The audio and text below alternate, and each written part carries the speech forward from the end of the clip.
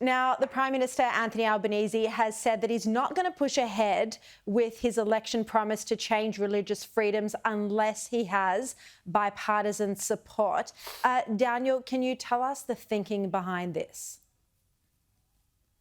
Well, look, I think this is clearly a very important issue. It's an important issue to me, and can I say it's a very important issue to the people in my electorate. I have an electorate with many people from a range of faith-based communities.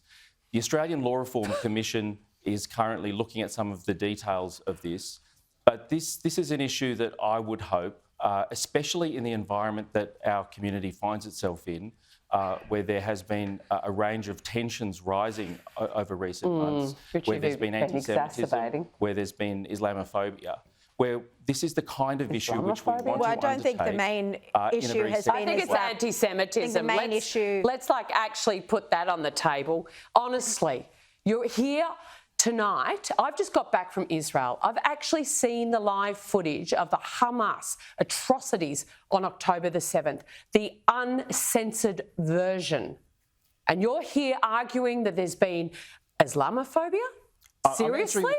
I'm answering the question, Bridget, and I'm seriously engaging on the fact that on the specific issue of whether we can achieve bipartisanship, the PM's point was that he and the Leader of the Opposition have been seeking for some time to reach bipartisanship.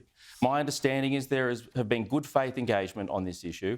I think the serious point he was raising is that if we can't reach bipartisanship, this is the kind of issue at this point which we'd have to seriously ask, is it sensible to pursue this at this point? Isn't that interesting? It's so hard to govern, isn't it, Daniel? Bridget, I have to just say that thank you for making that trip to Israel, by the way, and for pointing out correctly that the main issue we're facing at the moment is an explosion in anti-Semitism, not just in Australia, but globally. That's not to say there's not some instances of Islamophobia, but it's not the overwhelming racist movement that we are seeing.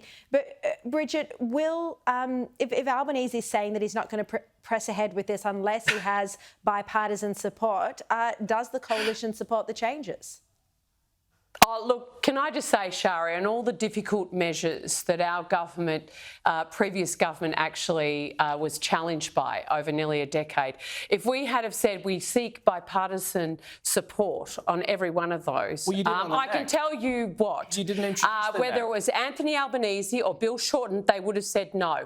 This guy, this Prime Minister, when he was opposition leader, he rejected bipartisanship on this issue.